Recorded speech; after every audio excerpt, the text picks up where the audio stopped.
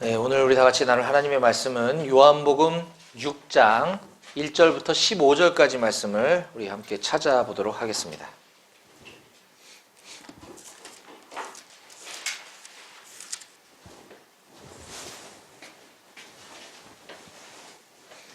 예, 우리는 지금 요한복음을 1장 1절부터 시작해서 지금 쭉 이어오고 있고요. 오늘은 6장 1절에서 15절까지 말씀을 오늘 나누도록 하겠습니다. 예, 앞에 있는 성경책을 다 찾아주시고 찾으셨으면 저와 여러분들이 한 절씩 번갈아 가면서 교독하도록 하겠습니다. 저부터 읽겠습니다.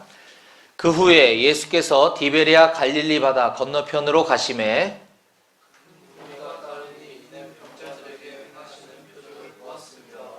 예수께서 산에 오르사 제자들과 함께 거기 앉으시니 예수께서 눈을 들어 큰 무리가 자기에게로 오는 것을 보시고 빌립에게 이르시되 우리가 어디서 떡을 사서 이 사람들을 먹이겠느냐 하시니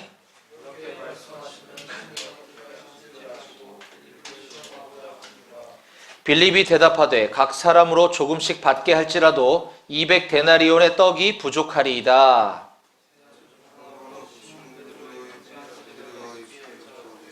여기 한 아이가 있어 보리떡 5개와 물고기 2마리를 가지고 있나이다. 그러나 그것이 이 많은 사람에게 얼마나 되겠사옵나이까?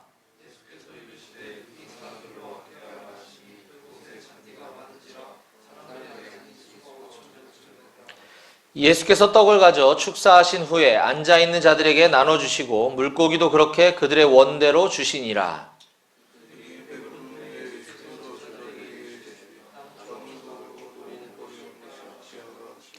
이에 거두니 보리떡 5개로 먹고 남은 조각이 12바구니에 찼더라.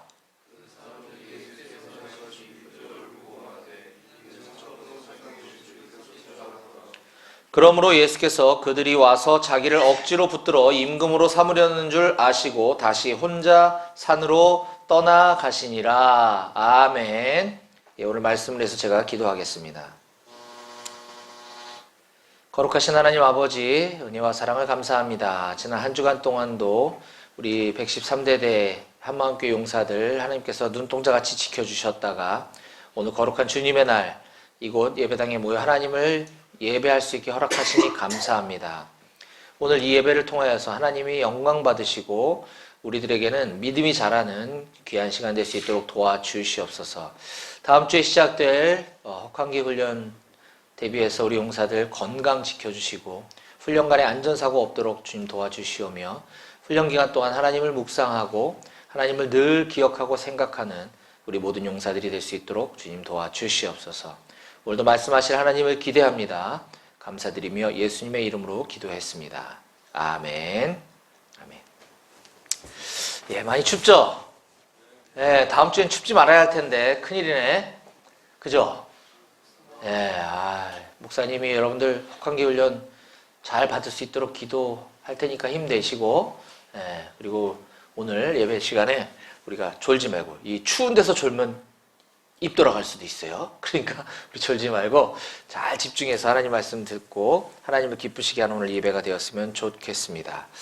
자, 지난 주일에 우리는 요한복음 5장 30절에서 47절까지 말씀을 가지고 예수님에 대한 확실한 증거들이라고 하는 제목의 말씀을 나눴습니다. 예수님께서 하나님의 아들로서 신이신 그 예수님이 이 땅에 오신 그 메시아라고 하는 명백한 증거들이 있다 하는 것을 쭉 예수님께서 이제 말씀해 주시는 장면이 나오는데 잠깐 복습하고 지나가면 첫 번째는 예수님에 대한 확실한 증거가 뭐냐니까 세례 요한이라고 하는 사람이다라고 기록하고 있습니다. 5장 33절을 한번 찾아서 읽어볼까요? 아까보다 더 큰 목소리로 33절. 오늘 읽었던 본문 조금 위에 있죠? 5장 33절 시작!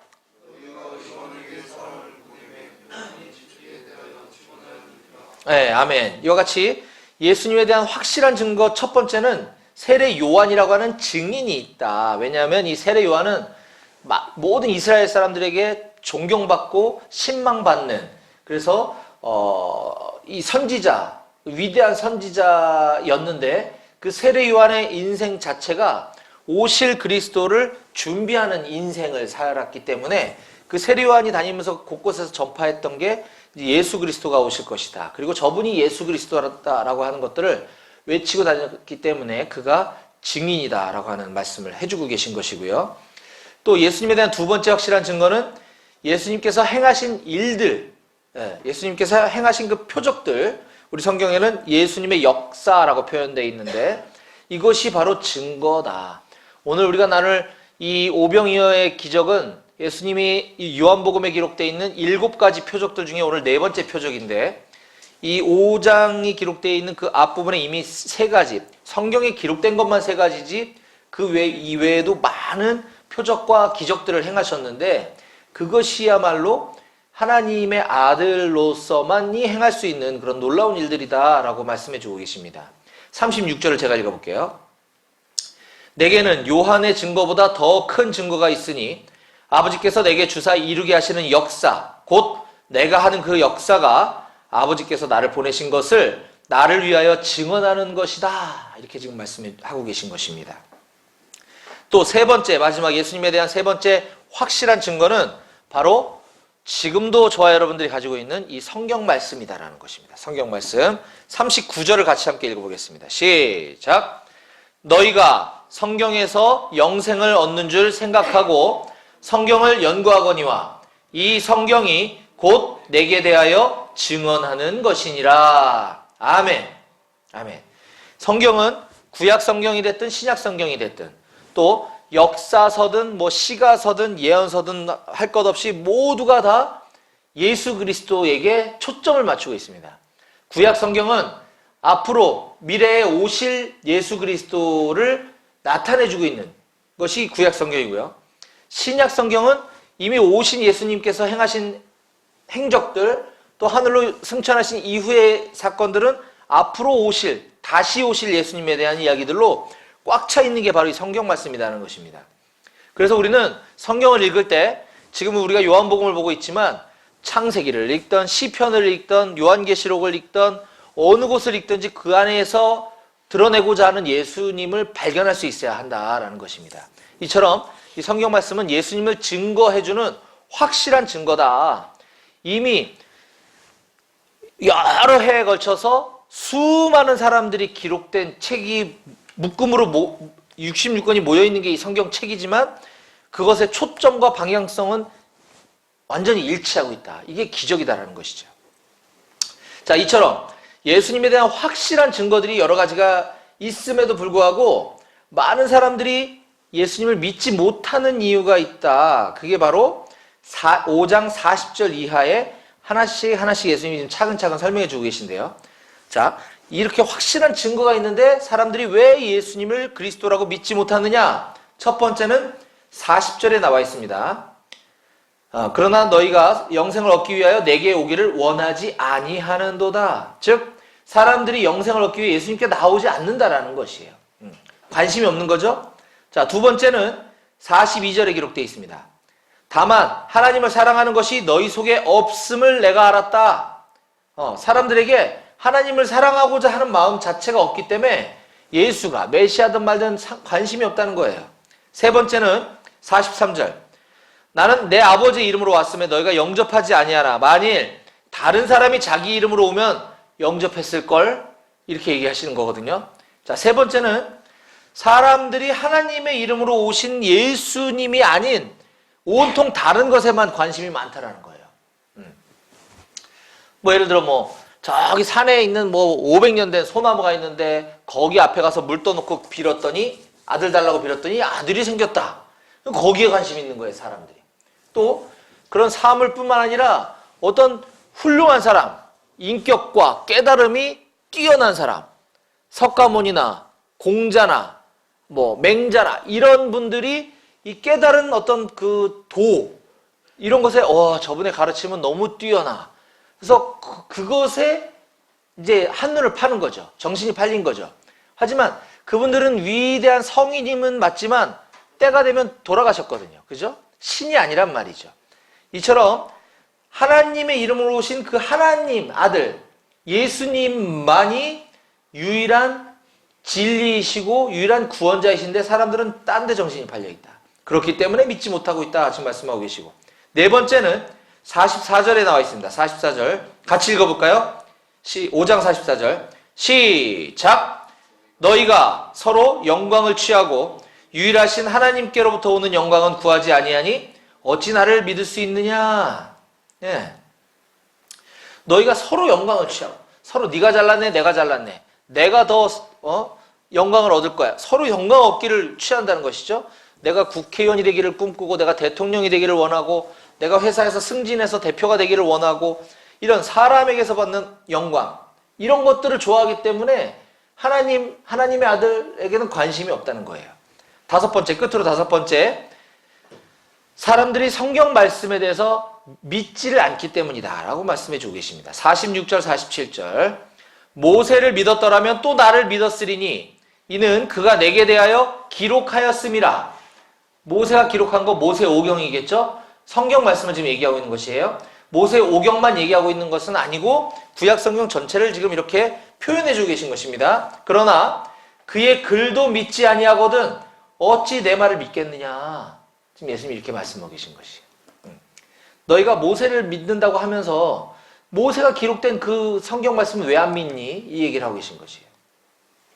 자, 이와 같은 이유들로 인해서 사람들은 예수님을 믿지 않고 있는데 이거를 우리는 반대로 뒤집어서 보게 되면 이제 우리가 예수님을 믿을 수밖에 없는 아주 쉬운 진리들이 여기에 담겨 있다는 거죠. 지금 그 다섯 가지 이유들을 반대로 이렇게 보면 예수님을 믿을 수밖에 없는 이유가 되겠죠. 자, 첫 번째, 영생을 얻기 위해서 사람들이 예수님께 나오지 않기 때문에 믿지 못하는 거다. 그러면 우리는 예수님을 믿기 위해서 예수님께 나아가면 영생을 얻게 된다라는 거예요. 너무 쉽죠? 두 번째, 사람들은 하나님을 사랑하는 마음이 없다. 그래서 예수님이 메시아라는 걸 믿지 못한다. 그럼 우리는 하나님을 사랑하면 되는 것이에요. 하나님을 우리는 나의 어떤 필요를 채우고 나의 소원을 성취하기 위한 대상으로서만 필요할 때만 찾지 그분을 인격적으로 사랑하지 않는다는 거죠. 내 자식이 나를 아빠로서 사랑해야지 내가 장난감 필요할 때만 와서 장난감 사달라고 하면 그거 자식이 아니겠죠. 이 마찬가지라는 겁니다. 또 세 번째, 사람들이 하나님의 이름으로 오신 예수님이 아닌 다른 것을 취하고 받아들이기 때문에 예수를 믿지 못한다 그랬죠? 그러면 우리는 구원 얻기 위해서 다른 어떤 나의 노력이나 행위, 다른 인간의 어떤 깨달음, 어떤 효험하다고 하는 그런 사물들 이런 것들 다 배격하고 우리는 예수님만 받아들이면 되는 것입니다. 자, 네 번째, 사람들은 하나님으로부터 오는 영광, 또 하나님께 올려드릴 그 영광을 구해야 하는데 자기들끼리 영광을 취하고 있다. 그래서 예수님 믿지 못한다 그랬죠? 그럼 반대로 우리는 오로지 이 세상 명예, 영광 이런 것들 취하려고 애쓰고 노력하는 것이 아니라 어떻게 하면 하나님께 영광을 올려드릴까? 내 삶을 통해서 사람들이 하나님을 볼 수 있고 예수님을 볼 수 있으면 좋겠다. 그런 삶을 살도록 애쓰는 것. 이것이 중요하다는 것이죠. 끝으로 다섯 번째, 사람들이 성경을 믿지 않기 때문에 모세가 기록한 그 글을 믿지 않는데 어떻게 나를 믿겠느냐 말씀하셨죠? 그러면 우리는 성경을 열심히 읽고 이 성경 말씀이 믿어지고 깨달아지도록 하나님께 구하면 되는 것이죠. 간단합니다. 우리가 예수님께 예수를 믿어서 구원받는다고 하는 그 진리를 얻기 위하여 하나님 앞에 나아가고 믿음을 얻는 그 확실한 방법은 이와 같은 것들을 우리가 실천만 하면 되는 것이다 라는 것입니다. 이렇게 지난 시간까지 예수님에 대한 그런 확실한 증거들에 대해서 말씀을 함께 나눴고 오늘은 이제 6장 1절부터 시작되는 예수님의 네 번째 표적 사건인 오병이어의 기적에 대해서 좀 살펴볼 건데요. 오병이어 기적 많이 들어봤나요, 여러분? 그죠? 네. 오병이어. 물고기 5마리와 보리떡 2개. 맞나요? 거꾸로 얘기했죠, 거꾸로. 일부러 거꾸로. 자, 보리떡 병자예요, 저게. 5개와 물고기 2마리로 5,000명, 성경에 지금 5,000명이라고 기록되어 있지만 이때 당시에 사람 수를 헤아릴 때는 성인 남자들만 머릿수에 쳤어요. 여자들은 사람이 아니야. 그리고 아이들도 아니에요. 그러니까 여자들과 아이들을 제외한 성인 남자들만 5천 명이라 그랬으니까 실제로는 한 15,000명 이상을 먹이신 거죠. 엄청난 거죠. 자, 이게 예수님이 하나님의 아들이시니까 대단하시네. 이 정도가 아니라 그럼 뭐 예수님이 나 이런 사람이야 이러려고 한 게 아니라는 거죠. 그러면 예수님은 왜 저 사건에 저 기적을 보여주셨을까라고 하는 참된 의미에 대해서 오늘 말씀을 좀 나눠보도록 하겠습니다. 자, 오늘 본론으로 들어가기 전에 먼저 오늘 요한복음 6장에 기록되어 있는 배경을 먼저 살펴보면, 때는 언제라고 그랬습니까? 4절에 지금 이 사건이 기록되어 있는 시기, 뭐가 가까웠어요? 그렇죠. 유대인의 명절인 유월절이 가까운 지금 이때에 장소는 어디입니까? 1절. 왜 귀찮게 자꾸 질문하냐고 대답도 안 하네. 장소는 어디예요? 그렇죠. 디베리아의 갈릴리 바다 건너편으로 지금 가신 상황이에요. 자, 이 시간과 장소적인 공간이 우리에게 의미하는 바가 있는데, 이 구약 성경에 보면 이스라엘 백성들을 애굽, 이집트의 노예로 그 국민 전체가 이제 이집트의 노예가 되어 있는 그 상황에서 하나님은 이스라엘 백성들을 끄잡아 내주십니다. 그러니까 건져내 주시는 거죠. 노예로부터 해방, 이집트로부터 구원해 주시는 그 사건이 모세오경에 쭉 기록되어 있는데, 아까 너희가 모세를 믿었더라면 또 나를 믿었거냐, 모세가 기록되어 있는 글을 왜 믿지 못하느냐라고 말씀하셨잖아요. 자, 이 사람들은 그걸 다 알고 있단 말이에요. 우리의 조상들이 옛날에 이집트에 팔려갔다가 하나님께서 건져내 주셨었던 그 사건을 기억하게 해주시기 위해서, 그 사건을 연상시켜 주시기 위해서, 이집트에서 그들을 끌어내오실 때 홍해바다를 건넌 사건이 유명하거든요. 지금 예수님은 그 사건을 연상시키기 위해서 지금 디베리아 갈릴리 바다 건너편으로 가고 계신 것입니다. 자, 그리고 이제 그 이집트에서 건져내서 광야에서 이제 그 노예 근성, 그 찌들어 있는 그 노예 근성들, 노예 근성이라는 건 뭐예요? 그냥 시키는 것만 하고 그냥 뭐 먹을 거 주면 그냥 먹고 이렇게 사는 노예 근성들을 다 빼내기 위해서 하나님만 바라보기 위해서 광야에서 하나님은 훈련을 시키십니다. 광야란 먹을 거 아무것도 없는 황량한 사막이잖아요. 그때 하나님이 만나와 메추라기를 강권적으로 내려주셔서 그들이 그걸 먹고 살 수 있도록, 굶어 죽지 않도록 하나님이 해주셨던 그것을 지금 예수님은 오늘 바로 이 오병이어라고 하는 사건, 군중이 15,000명 이상이 모여있는 그 자리에 먹을 거라곤 달랑 요 조그만한 보리떡 5개랑 물고기 2마리밖에 없었는데 그들을 다 먹인 그거 사건은 바로 그때 너희 조상들이 광야를 지날 때 먹을 게 아무것도 없을 때 하나님이 만나와 메추라기 먹이셨던 그거와 이것을 지금 연결시키고 계시는 것이에요. 이게 오늘 사실 오병이어 사건이 우리에게 주는 굉장히 중요한 메시지입니다. 이걸 꼭 기억하셔야 되고요. 그냥 단순히 아까도 얘기했지만 그냥 신이니까 뭐 그런 거 하셨지 뭐 이 정도는 아니라 그런 기적들은 그때뿐이라는 거죠. 오늘날도 이 예수를 믿기 위해서 어떤 그 병 고치고 뭐 이런 것들만 쫓아다니는 사람들이 있어요. 지금도 일어납니다. 사람들이 누가 기도하면 병이 낫는 그런 은사를 갖고 있는 사람들이 있거든요. 그런 데 가서 병 고침 받고 그거 보고 눈으로 봤던 사람들이 그 믿음을 오래 지속하기는 어려워요. 그거는 일시적인 믿음이거든요. 그러니까 실질적인 믿음이 우리 안에 들어와야 하는데, 자, 그래서 예수님이 우리에게 이 오병이어 사건을 보여주신 그 목적은 바로 구약시대에 있었던 그 사건을 떠올려주기 위해서 지금 이 사건과 연결시키고 계신 것인데, 오늘 이 본문에 등장하는 예수님의 두 제자의 반응을 우리가 좀 오늘 살펴볼 건데요. 그 제자들의 반응을 보면서 우리 자신에게는 어떤 것들을 적용했으면 좋겠고, 또 아까 그 구약에서 하나님께서 행하셨던 그 만나 외출하기로 이스라엘 나라 온 백성 전체를 먹이셨던 것이 오늘 이 오병이어 사건을 통해서 똑같이 연결되고 있는 이 사건들이 우리에게 주는 교훈이 무엇인지에 대해서 좀 나눠보려고 합니다. 자, 첫 번째, 오늘 본문에 예수님의 두 제자가 등장하는데 첫 번째 등장하는 제자의 이름이 뭐죠? 5절에 힌트가 있습니다. 5절. 같이 한번 읽어볼까요? 시작. 다시 5절, 6장 5절 시작.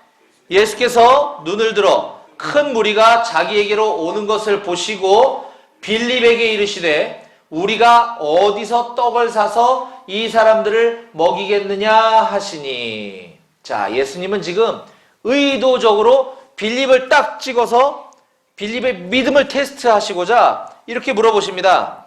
우리가 어디서 떡을 사서 이 많은 15,000명의 사람들을 먹일 수 있겠니? 지금 예수님이 이렇게 물어보시는 거예요. 그랬더니 빌립은 7절에서 이렇게 대답을 합니다. 7절 같이 읽어보겠습니다. 시작! 각 사람으로는 조금씩 받게 할지라도 200데나리온의 떡이 부족하리이다. 아까 5절에서 예수님은 우리가 어디서 떡을 사서 이 사람들을 먹이겠느냐라고 물어보고 계십니다. 자, 제자들을 향해 예수님이 너희가 어디 가서 떡을 좀 구해와라 이 사람들을 먹이게 이렇게 얘기하시는 게 아니라 우리가, 여기 우리라고 하는 거에는 예수님이 들어가 있어요? 빠져 있어요? 에? 무슨 말인지 못 알아들었어. 다시. 자, 너희가 어디 가서 먹을 걸 좀 구해와 그러면 거기엔 예수님이 빠져있죠. 너희가니까. 근데 우리가 어디서 떡을 사서 이 사람들을 먹일 수 있을까? 이렇게 물으셨으면 예수님이 그 안에 포함된 거잖아요. 맞죠? 네, 맞습니다. 이 수많은 사람들을 먹는 문제를 해결해 주어야 될 주체는 예수님 자신이라고 하는 걸 지금 얘기하고 있는데 빌립은 믿음 없는 대답을 지금 하고 있는 것이에요. 각 사람으로 조금씩 받게 할지라도 200데나리온의 떡이 부족하리이다. 자, 예수님은 빌립을 지금 테스트하신 거거든요. 6절에 보면 이렇게 그거에 대해 설명해 주고 있잖아요. 이렇게 말씀하시면 친히 어떻게 하실지를 아시고 빌립을 시험하고자 이렇게 질문했던 거다. 근데 역시 빌립은 말려들었어요. 믿음 없는 대답을 지금 하고 있습니다. 예수님을 쫓아다니면서 예수님이 행하셨던 그 수많은 기적 그리고 표적들, 내가 메시아라고 하는 그런 놀라운 것들을 가까이서 보았던 이 제자들임에도 불구하고 이런 믿음 없는 대답을 하고 있는 거죠. 빌립은 그때 예수님이시라면 다 하실 수 있습니다. 이렇게 대답을 했어야 하는 것이에요. 근데 빌립은 현실적인 것들을 지금 계산기를 두드려 가면서 이거 불가능한데요. 지금 이렇게 얘기를 하고 있는 것이거든요. 자, 7절 우리가 읽었던 그 7절 말씀을 조금 쉽게 제가 풀어서 얘기해 주면 빌립의 대답은 이런 거예요. 지금 여기 15,000명이나 되는 수많은 사람들이 있는데 이 사람들이 최소한 그냥 빵 한 입만 이렇게 물어. 그러니까 빵 한 입만 이렇게 띄워줘도 그들을 다 먹이려면 최소한 200데나리온의 돈은 있어야 됩니다. 이렇게 지금 얘기하고 있는 거거든요. 자, 200데나리온. 1데나리온은 당시 노동자 한 사람이 하루 일한 품삯을 1데나리온이라 그래요. 뭐 오늘날로 따지면은 뭐 한 10만 원 정도 될까? 모르겠어요. 연봉에 따라 다 다르겠지만. 자, 그러면 200데나리온이니까 200일치. 한 사람이 200일치 일한 돈이어야 된다는 거잖아요. 그죠? 자, 1년 365일 중에 우리가 주 5일 근무를 한다 그러면 1년은 52주니까 한 250일 정도 되겠네요. 그죠? 250일 중에 뭐 250일 풀로 근무했다 치면 뭐 한 3, 8, 2, 24, 뭐 한 8개월 정도 품삯인 것이고 그 중에 뭐 국경일 빼고 추석 뭐 설날 연휴 빼고 내 휴가 빼고 하면 얼추 1년치 연봉이라고 볼 수 있겠죠. 대략. 예수님 지금 여기 있는 사람들을 배불리 먹이는 것도 아니고 그냥 빵 한 입만 입에 이렇게 넣어주려고 해도 한 사람의 1년치 연봉은 있어야 되는데 우리가 그런 돈이 어디 있습니까 지금. 이 얘기를 하고 있는 겁니다. 굉장히 계산이 빠르고 현실적이고 이런 사람이었던 거죠. 근데 그 믿음의 말은 아니거든요 사실. 여기는 이제 저는 예수님께서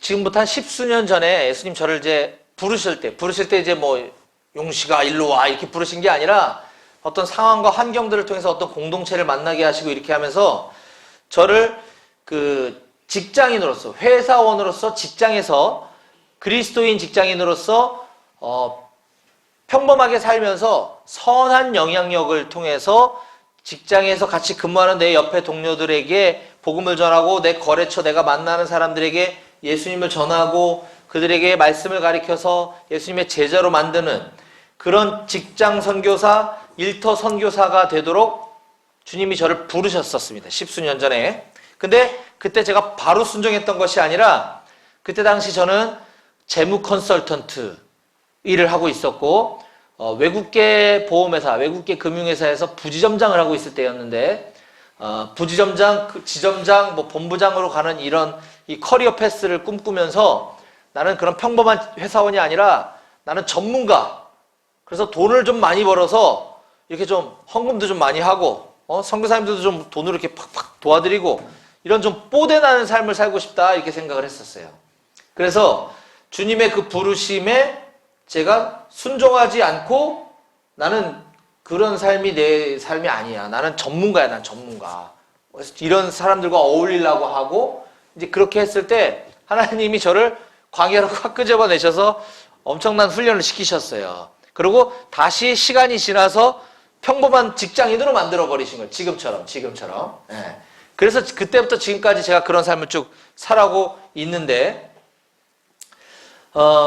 하나님이 그렇게 쓰시고자 하니까 제가 아무리 눈에 보이고 좋아 보이고 먹음직하고 보암직하고 이런 길을 택해도 하나님 저를 거기다 갖다 다시 놓고 쓰시더라는 거죠. 그런데 이게 비참한 것이 아니라 하나님이 저를 직장인 선교사, 직장 선교사, 일터 사역자로다가 부르시고 나서부터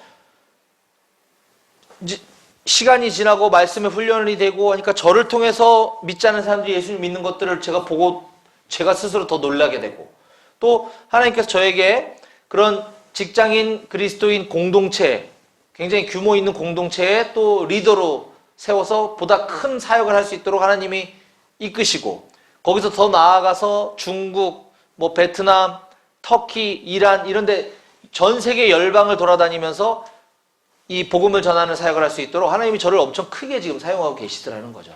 눈에 보기에는 별거 아닌 것 같은 그냥 평범한 직장인이지만 하나님의 눈으로 봐서는 엄청난 사역을 지금 시키시는 거고, 그것도 모자라서 또 목사를 만들어서 여기까지 보내시는 그 하나님.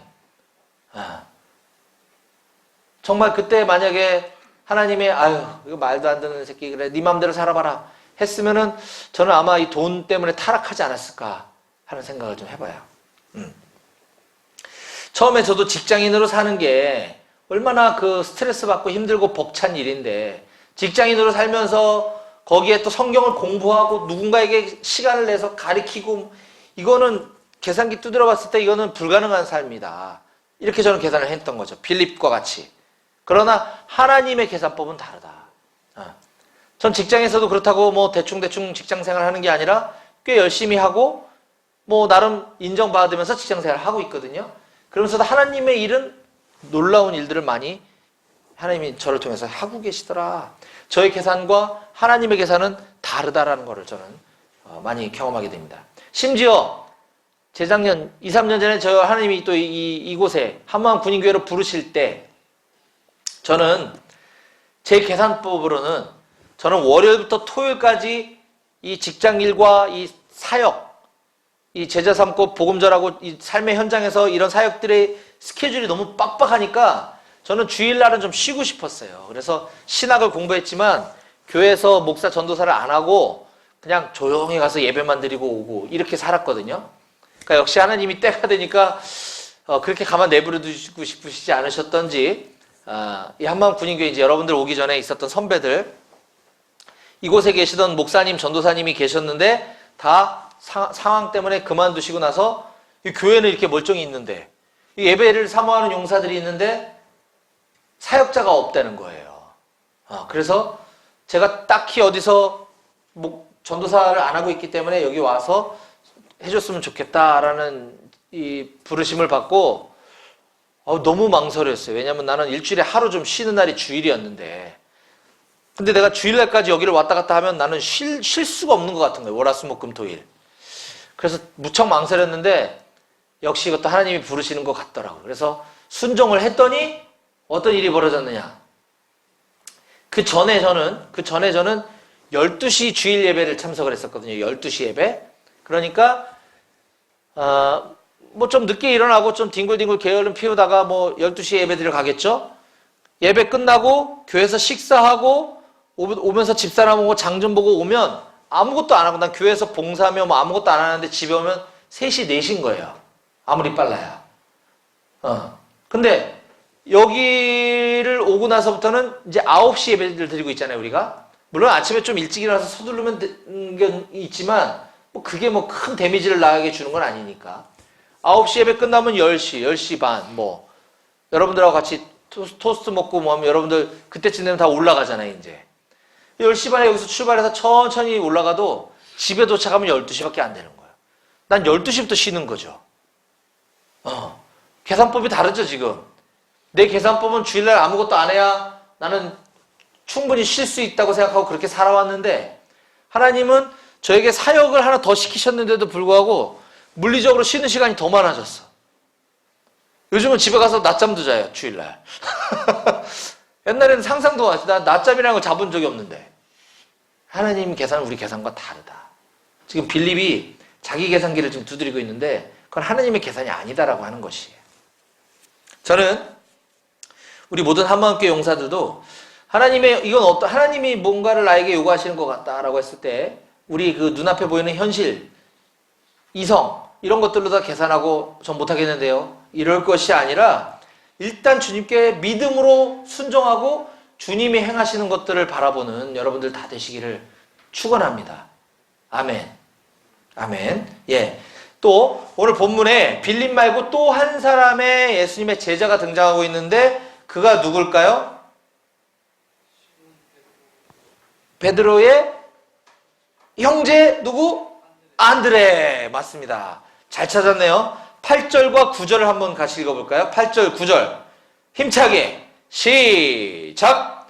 제자 중 하나 곧 시몬 베드로의 형제 안드레가 예수께 여짜오되 여기 한 아이가 있어 보리떡 5개와 물고기 2마리를 가지고 있나이다.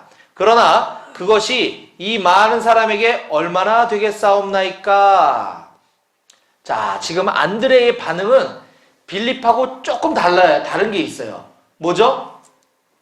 빌립은 예수님이 뭔가를 질문하셨을 때 계산기 두드려보고 바로 그거는 말이 안 됩니다. 이거 어떻게 불가능하죠, 이거는.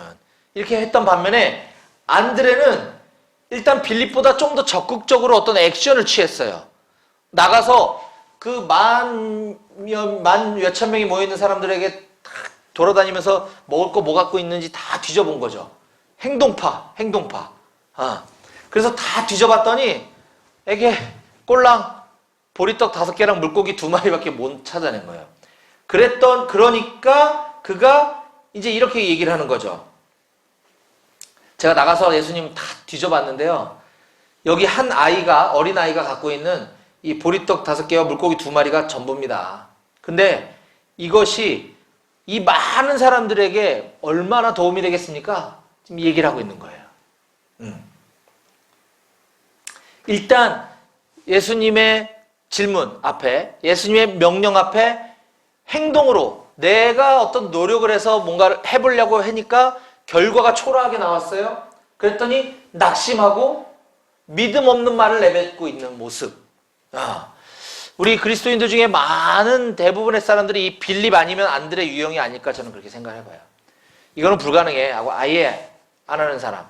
일단 내 힘으로 막 애써서 하나님의 일을 내 노력으로 막 해보고 나서 에휴 거봐 내가 이거 안 하려고 그랬잖아 이러는 거.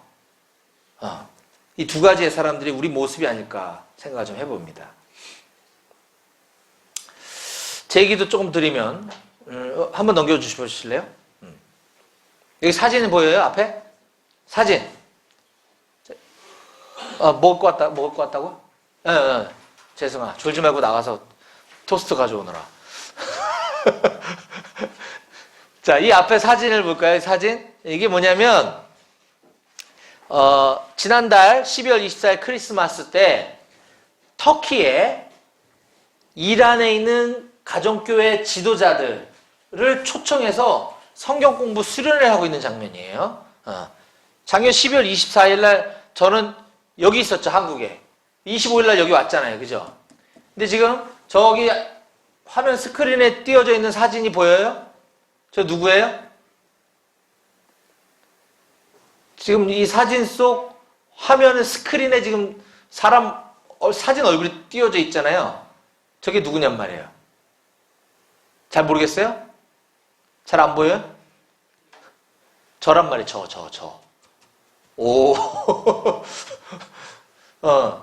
12월 24일 날 저 현장에 있었던 두 분, 한 분은 이제 한국인 선교사님이고 한 분은 이란인 그 리더인데 저한테 각각 따로따로 카톡으로 이 사진을 보내온 거예요. 한 사람은 저 사진, 한 사람은 이 사진. 그래서 이게 뭡니까? 나도 이제 당황해서 물어봤더니 이렇게 이제 얘기해 주신 거죠. 지금 이란이 미국하고 지금 막 전쟁이 나니 안 나니 지금 불안한 어수선한 지금 상황이 있긴 한데 어쨌든 이란 안에서 몰래 이란에서는 기독교 믿으면 거긴 바로 끌려가거든요. 조사해보고 얘는 피레미야 그러면 감옥. 얘는 여기 모이는 사람들은 다 지도자라 그랬죠. 이 정도 급이면 붙잡혀가서 사형이에요. 그냥 사형. 법적으로. 그러니까 몰래 예배드릴 수밖에 없는 사람들인데 저 귀한 분들을 지금 터키로 초청해서 성경 공부 수련을 하고 있는데 저 앞에 있는 저 친구가 이란인 친구인데 터키로 이제 이란에서 믿음으로 살 수 없기 때문에 터키로 망명 와가지고 지금 터키에 있는 리더인데 저 오모모 형제가 지금 설교를 하고 있는 장면이에요. 설교. 근데 누가복음 말씀을 가지고 누가복음 21장에 있는 말씀을 가지고 지금 말씀을 전하면서 작년에 제가 터키에 갔을 때 이제 설교하면서 제 삶에 대해서 잠깐 나눴던 그 간증이 되게 인상적이었는가 봐요. 그걸 지금 예를 들어서 지금 제 얘기를 하고 있는 장면이다라는 것입니다. 그게 뭔고 하니 지금 이 형제가 누가복음 21장 1절부터 4절까지 말씀을 나누고 있는데 제가 한번 읽어볼게요. 예수께서 눈을 들어 부자들이 헌금함에 헌금 넣는 것을 보시고 또 어떤 가난한 과부가 2렙돈 넣는 것을 보시고 이르시되 내가 참으로 너희에게 말하노니 이 가난한 과부가 다른 모든 사람보다 많이 넣었도다. 저들은 그 풍족한 중에 헌금을 넣었거니와 이 과부는 그 가난한 중에서 자기가 가지고 있는 생활비 전부를 넣었느니라 하시니 라고 하면서 이 헌금에 대해서 지금 설교를 하고 있는 장면이라고 하더라고요. 제가 작년에 가서 무슨 얘기를 했냐면 제가 지금 저 이란 선교사님을 한 10수년 전부터 뭐 많진 않지만 매달 정기적으로 이 선교헌금을 제가 도와드리고 있거든요. 근데 제가 경제적으로 무척 힘들었던 시간들이 있었다고 제가 몇 번 얘기를 했죠. 제가 집에 생활비는커녕 먹을 것도 못 갖다 줘가지고 투잡, 쓰리잡하고 대리운전하고 막 이렇게 힘들고 집은 막 경매로 넘어가려고 하고 빚은 산더미 같이 이런 상황 가운데서도 제가 저 선교사님한테 후원하는 것을 제가 멈춰본 적이 없단 말이에요. 우선순위로 먼저 드렸던 거죠. 그것이 좀 감동이 됐던 것 같아요. 지금 제가 읽었던 이 말씀에 보면 예수님께서도 부자들이 헌금함에 헌금 넣는 것을 보시고 이 가난한 과부가 그냥 동전 2개 넣는 걸 보고 이 가난한 과부가 훨씬 많이 하나님께 드린 것이다. 지금 이렇게 칭찬해주고 계시는 장면이거든요. 지금 여기 오늘 본문에 이 어린아이 입장에서 보면 어린아이는 지금 자기 도시락이에요, 지금. 그 보리떡 5개와 물고기 2개가 뭐 엄청 많은 양이 아니라 그냥 애가 그냥 한 끼 먹는 그 도시락 양이란 말이죠. 근데 다른 사람들 먹을 게 하나도 없는데 이 아이는 이거를 내놓았단 말이죠. 그 믿음. 그 믿음을 우리도 좀 본받았으면 좋겠다. 이런 얘기를 뭐 어디 가서 하면은 사람들이 시험 들 수도 있는데 저는 뭐 당당하게 얘기할 수 있는 게,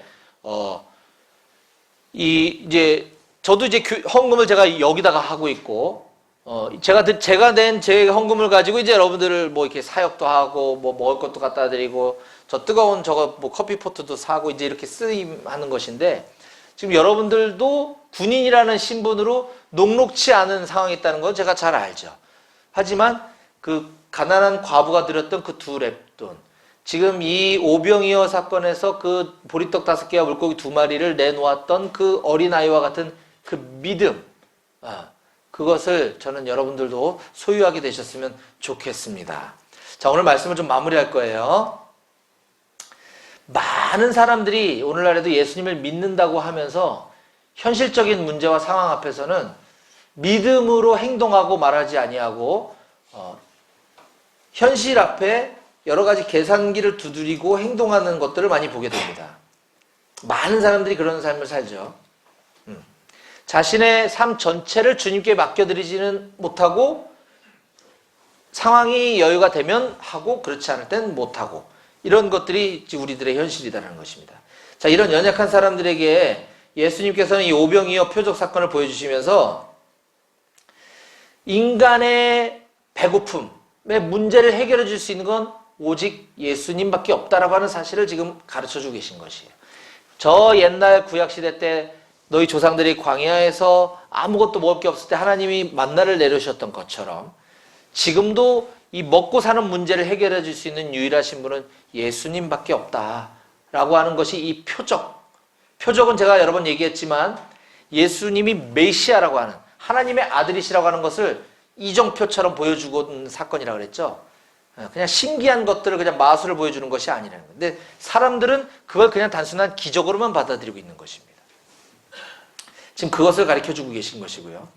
또 구약의 출애굽기에 보면 하나님은 모세를 사용해서 이스라엘 민족을 갖다 이끌어내는 지도자로 쓰시거든요. 근데 그 모세를 하나님이 부르실 때 모세가 저는 그런 사람이 아니에요.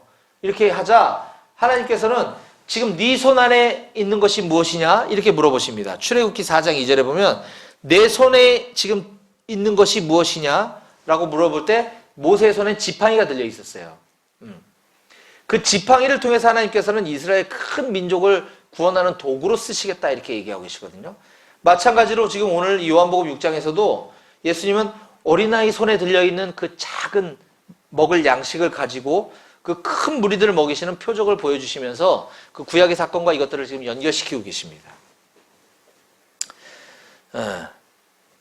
따라서 오늘 이 예수님의 이 오병이어 사건을 통해서 이 이스라엘 민족을 이집트의 노예의 땅에서 구원해 주신 그 하나님이 지금 이 요한복음 시대에 그 수많은 군중들을 먹이셨던 그 예수님이 오늘을 살아가는 저와 여러분들에게도 우리들의 인생의 문제, 고민, 배고픔, 먹고 사는 거, 미래 이런 것들에 대한 문제를 해결해 줄 수 있는 유일하신 분이시다라고 하는 사실을 꼭 기억하고 우리의 모든 인생을 예수님께 맡겨드리고 믿음으로 살아가는 우리 모든 한마음교회 용사들이 다 되실 수 있기를 주님의 이름으로 간절히 축원합니다. 아멘. 기도하시겠습니다.